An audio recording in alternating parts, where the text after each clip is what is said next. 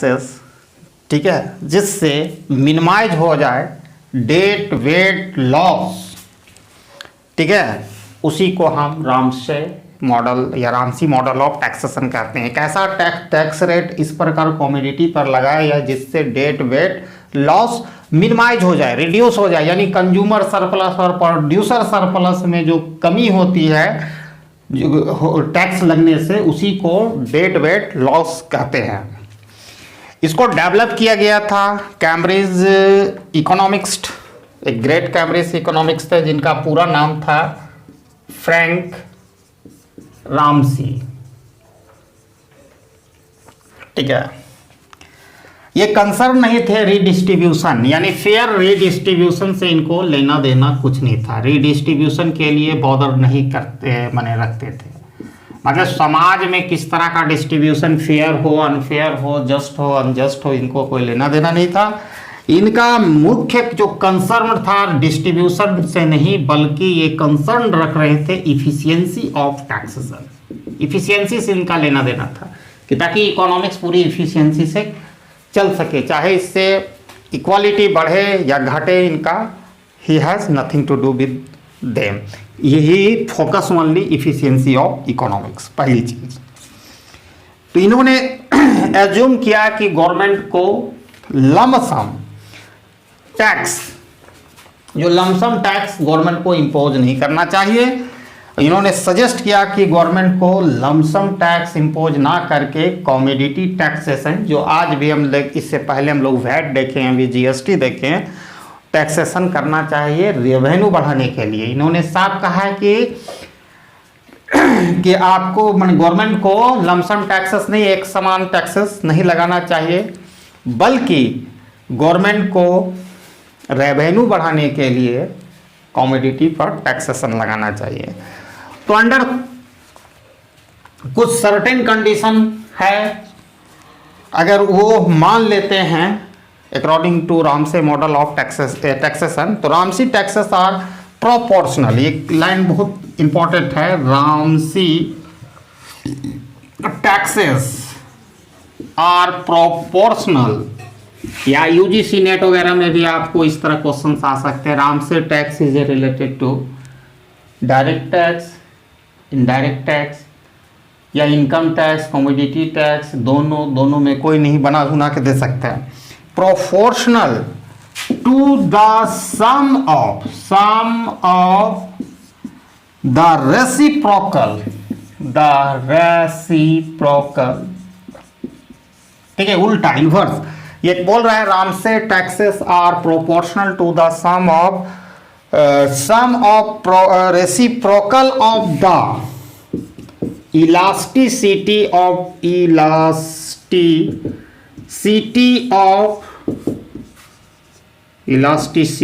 Of demand and supply,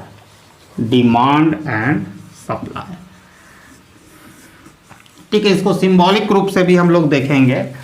जो Ramsay का taxation है वो प्रोपोर्शनल है सम ऑफ रेसिप्रोकल, सम ऑफ दोनों को जोड़ के, किसका reciprocal, elasticity of demand and supply. इसको हम इस तरह लिख सकते हैं T/P, ठीक है, और इक्वल टू आप कह सकते हैं K, एक एक टर्म बताया जाएगा।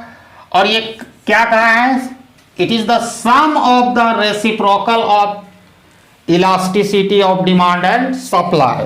तो इसको यहां पर लिख सकते हैं 1/eta, eta denoting elasticity of चाहे सप्लाई डिमांड दोनों को, लेकिन यहां डी दे देंगे तो इलास्टिसिटी ऑफ डिमांड, और यहां यू दे देते हैं, इसका मतलब होता है कंपेंसेटिव elasticity of demand.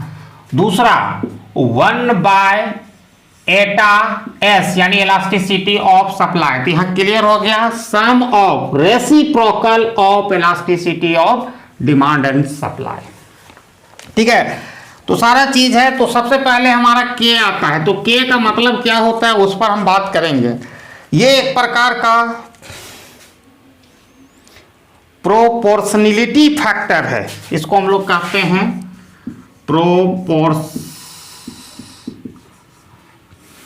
Proportionality factor है ये। ठीक है, ये एक फैक्टर है और ये इसका मतलब ये होता है, ये डिपेंड करता है total amount of revenue government want to raise, कितना अमाउंट ऑफ गवर्नमेंट चाहता है टैक्सेशन से प्राप्त करना, यही के को बतलाता है। बाकी सब टी जो है आपका है पर यूनिट ऑफ टैक्स हो गया, पी हो गया प्राइस आफ्टर टैक्स यानी price of commodity after tax हो गया, और ये कंपेंसेटिव इलास्टिसिटी ऑफ डिमांड, ये सिर्फ है इलास्टिसिटी ऑफ सप्लाई। अगर elasticity of supply is infinitely मतलब हो गया हॉरिजॉन्टल होगा, यानी हॉरिजॉन्टल सप्लाई कर्व हो, तो tax should be inversely proportion to the compensative elasticity of demand. तो यहाँ पर क्या है कि ये इन्फिनिटी हो जाएगा, तो ये सिर्फ ये ही बचेगा, क्योंकि 1/इन्फिनिटी से किसी चीज को हम जीरो, इसको अगर हम जीरो होता आई थिंक सो, इसका वैल्यू कितना होता है मिथुन दा खुद गायब है, एम आई राइट, 1/इन्फिनिटी इक्वल टू 0। हाँ, तो ये जीरो हो जाएगा, तो directly it is the proportional elastic compensative elasticity of demand होगा। तो Ramsey model of commodity taxation advocate for minimising dead weight loss, यानी डेड वेट लॉस को कम करने के लिए एडवोकेट करता है, डेड वेट लॉस। और डेड वेट लॉस मतलब होता है it is the loss in consumer and producer both के सरप्लस में कमी होता है। और ये क्यों डेड वेट लॉस क्रिएट होता है? टैक्सेशन लगाने से डिस्टोर्शन होता है, उसके कारण होता है। अब डेड वेट लॉस क्या होता है? एक्चुअल में function of tax rate impose in commodity आई। किसी भी कॉमोडिटी पर हम टैक्स रेट करते हैं, हम ग्राफिकली आपको बताना चाहेंगे, तो उस पर डेड वेट लॉस के कारण क्या होता है, वो किस चीज का फंक्शन होता है। अब डेड वेट लॉस पर हमको फोकस करनी है। ऐसे मैथमेटिकली हम ज़्यादा नहीं लिए, क्योंकि पूरा मैटर को क्लियर करने के लिए काफ़ी लंबा हो जाता है, 12 नंबर का क्वेश्चन ये पूछा जाता है, इसलिए मैंने ज़्यादा इसको ग्राफिकली और यूजफुल रिजल्ट को लिए। तो डेड वेट लॉस जो इसकी बात कर रहे हैं, डेड वेट लॉस, ये एक्चुअल में फंक्शन ऑफ टैक्स रेट पर डिपेंड करता है। It is the function of tax rate पर डिपेंड करता है, ठीक है।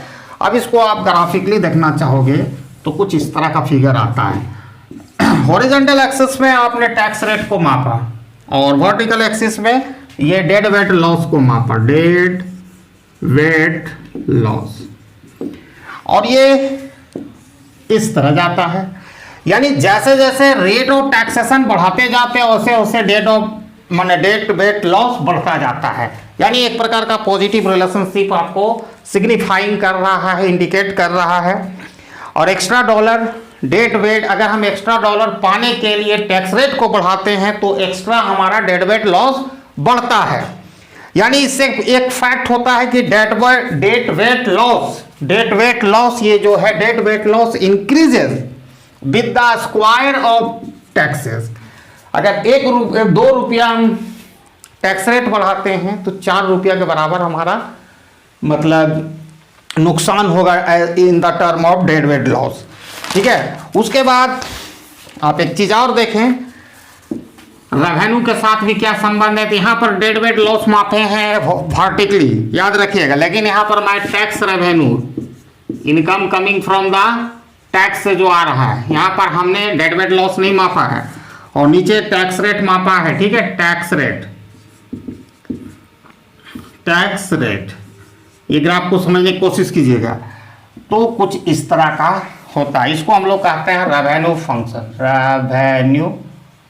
फंक्शन। जो फाइनल ग्राफ को समझने के लिए अगर आपको समझना जरूरी है इसके, देखो टैक्स रेट को इस तरह सेट करना चाहिए, लगन इंपोज करना चाहिए, ठीक है। Increase in dead weight loss पर extra dollar raise in the same for all commodity. यानी सभी कॉमोडिटी के लिए डेड वेट लॉस जो है वो सेम होना चाहिए, ठीक है। आप कह सकते हो अगर किसी एक कॉमोडिटी में डेड वेट लॉस ज़्यादा हो रहा है तो वहाँ पर टैक्सेशन कम कर देना चाहिए, माने वहाँ माइनस माने डॉलर मतलब जितना टैक्स लगा रहे रुपया में जो लगा रहे वहाँ कम कर देना चाहिए। जहाँ ज़्यादा हो रहा है वहाँ कम कर दिया, जहाँ कम हो रहा है वहाँ पर टैक्स रेट को बढ़ाइए। इससे आप इक्वेट कर लीजिएगा और इसी चीज़ को एक ग्राफ के माध्यम से हम समझाने का प्रयास करेंगे। ये आप डेड वेट लॉस समझ गए और एक फाइनल ग्राफ जो आपका रामसी मॉडल ऑफ टैक्सेशन के है उस ग्राफ को मैं दिखाने का प्रयास करूंगा।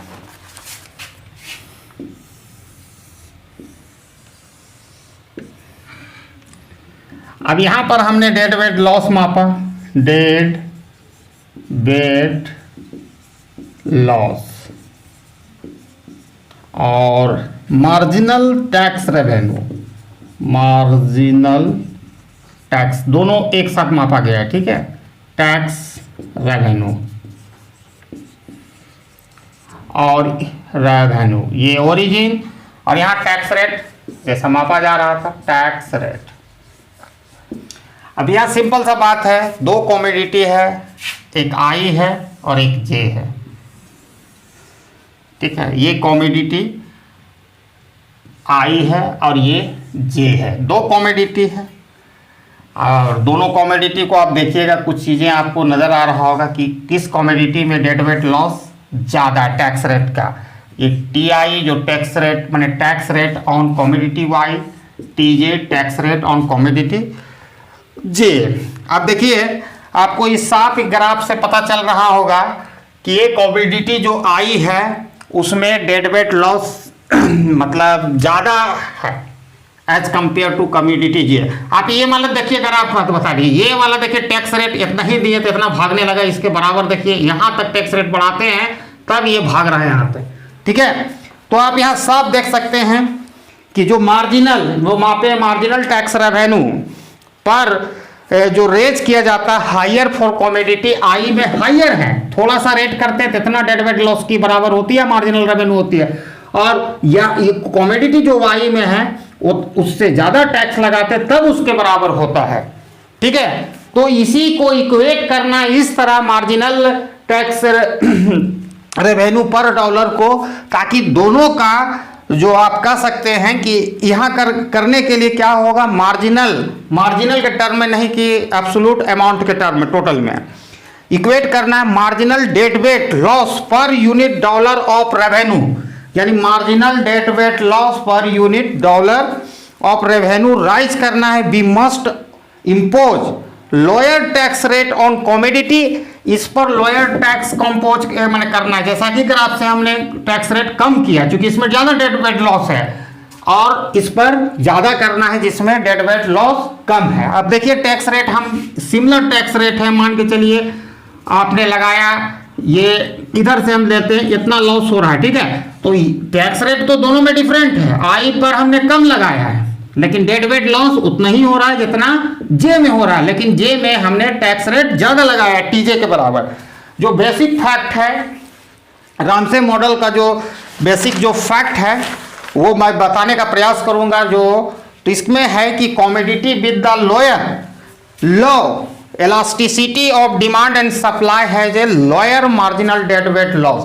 जिस कॉमोडिटी का elasticity of demand या सप्लाई दोनों ED और ES लो होगा, ठीक है, उसका मार्जिनल डेड वेट लॉस भी कम होगा।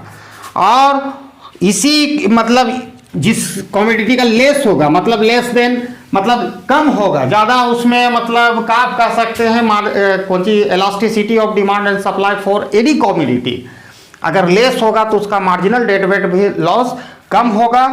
तो इसमें हायर टैक्सेशन के लिए ये एडवोकेट करता है, हायर टैक्सेशन रेट लगाना चाहिए। अब एक बात यहाँ मैं क्लियर कर देना चाहता हूँ इनको, he is not concern with the redistribution, that is the fair distribution of income, he is a concern with the efficiency of the economics, ताकि इकोनॉमिक्स प्रॉपरली वर्क कर सके। रामसे मॉडल का टैक्सेशन कॉमोडिटी पर लगाने का कहा था, ठीक है।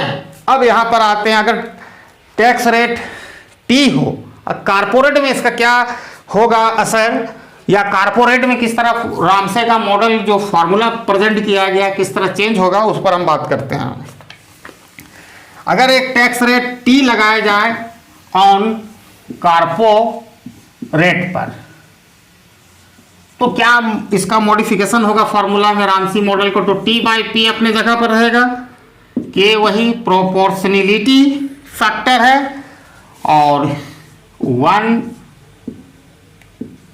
ईटा D elasticity compensative elasticity of demand और plus 1 minus T by eta S यानी इलास्टिसिटी ऑफ सप्लाई। अगर कारपोरेट का प्रॉफिट पर माने पूरे कारपोरेट के प्रॉफिट पर या कारपोरेट के प्रॉफिट पर 100% अगर लगा देंगे हम टैक्स, गवर्नमेंट लगा दे, तो total tax rate simply inversely proportional to elasticity of demand. अगर यहाँ 100% टैक्स रेट लगा देंगे यानी 1 ये डिनोट कर रहा है 100%, ये 0 से डिवाइड कीजिएगा किसी भी चीज को 0 होगा तो फिर इतना ही रिड्यूस होकर के 1 bye Etah D you come, मतलब ये मतलब हो गया इतना हो जाएगा, ये 0 हो जाएगा। यही है रामसी मॉडल ऑफ टैक्सेशन।